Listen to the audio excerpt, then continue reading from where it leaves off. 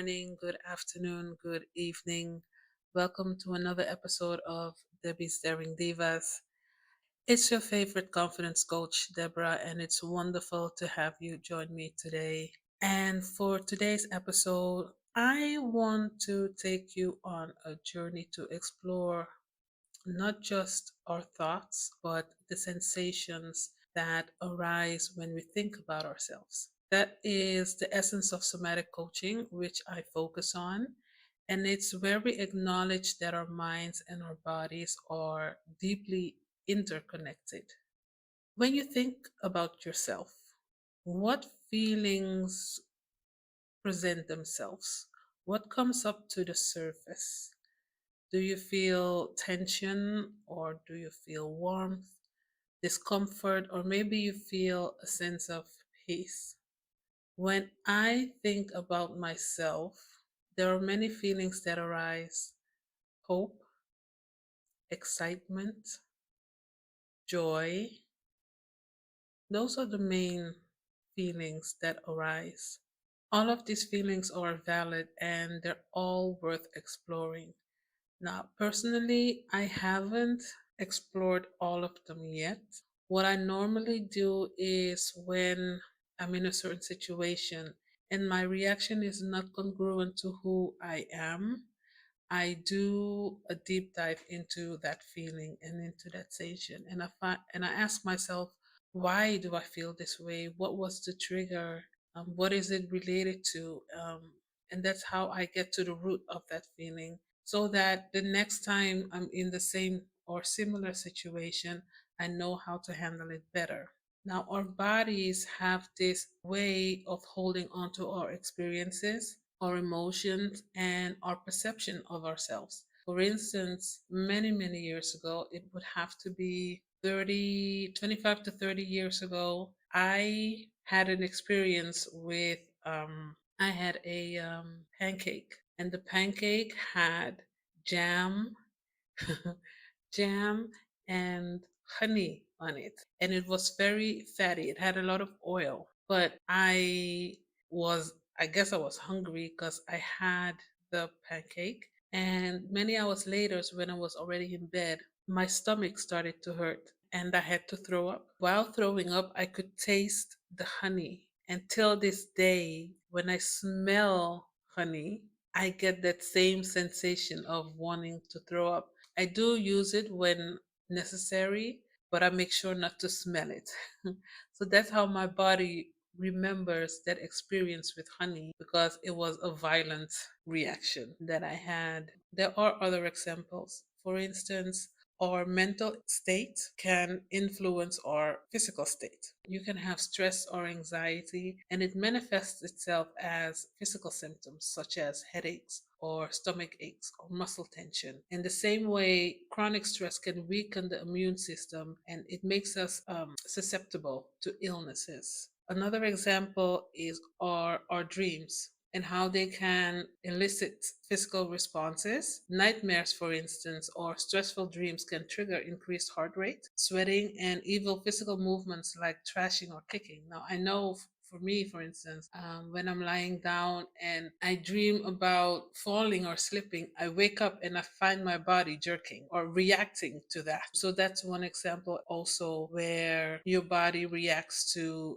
a dream. Another example is the placebo effect. And this demonstrates how our beliefs and our expectations can influence our physical experiences. So, for instance, we all know that they do these experiments where one group gets like the medication and the other one gets a placebo, so like a sugar pill. And just by believing that the sugar pill is the medication, it sometimes can lead to actual improvements in symptoms. And that's just how powerful our mind is. One last example is when we experience stress or fear. What happens is that our mind triggers the release of a stress hormone like cortisol and adrenaline. How this manifests itself physically is an increased heart rate, shallow breathing, tense muscles, and even sweating. but also when you calm your mind through deep breathing or meditation, this can signal the body to relax and it reduces these physical stress responses. Now, if you find that thinking about yourself brings up feelings that are less than comforting, I want to share something with you. Something I've learned both through personal experience and from those I've had the privilege to guide, and that is that transformation begins with awareness and compassion. When you are aware of your feelings, this is the first step and it leads the path to acceptance. And from acceptance, you can take aligned action. But all is done with compassion, no judging. And that's where I want to start. First, I want you to find a quiet space where you can be uninterrupted for a few minutes. Get comfortable, whether you're sitting or standing, it doesn't matter. And when you're ready, I want you to gently close your eyes if that feels right for you. If you want, you can keep your eyes open. But I find for me, when my eyes are closed, I feel a lot more connected to my body. And when you're ready, take a deep, nourishing breath. And as you exhale, allow any tension that you feel to melt away.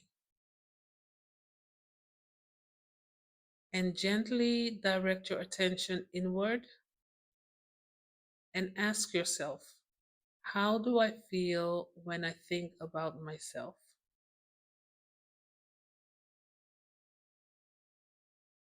Notice the sensations in your body without judgment. Is there tightness in your chest? Do you feel a flutter in your stomach? Or maybe you feel a warmth, a warm sensation in your heart. And whatever you discover, I want you to know that it's okay. These sensations are your body's way of speaking to you. It's sharing its story. And you can thank them for their messages. Even if it's hard to hear, thank them for bringing awareness to them and to you. And next, I want you to place a hand over your heart and feel its steady rhythm.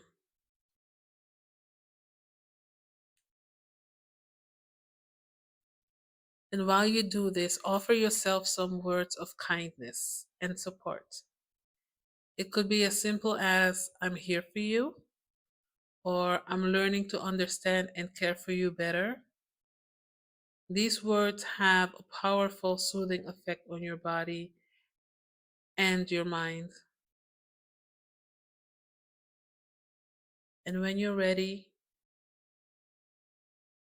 you can open your eyes.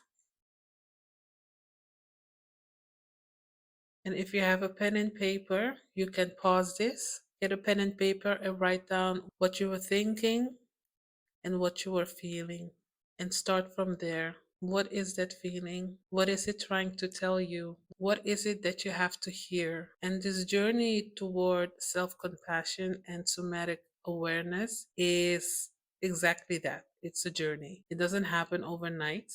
I've been doing this for over 20 years now, and I didn't even know that it had a term. I didn't know it was called somatic. I remember in my early 20s, I remember whenever I would go through certain emotional changes or emotional situations, I would always sit with those emotions and try to figure out where they came from and how to get rid of them. Actually, it wasn't until last year I learned how to move with them. Although I had done that before, I wasn't conscious of that. It wasn't until last year during my coaching program where I learned to sit with them and to work with them instead of wanting them to go away. And it's about learning and growth. And I know that it can be scary and daunting. And I want to celebrate your courage in taking these steps, no matter how small they are. I also want to invite you and encourage you to carry this practice of somatic awareness with you. Pay attention to what your body is telling you as you move through your days. When you need support, remember that it's okay to seek it out. I am here for you. And this is a brave and beautiful step towards healing. I want to thank you for sharing this space with me today. May you move forward with gentleness and a newfound curiosity toward the incredible wisdom that resides within you. You are deserving of your own kindness, understanding, and love, which is what we are in desperate need of. Until next time, take gentle care of yourselves and remember you're never alone on this journey.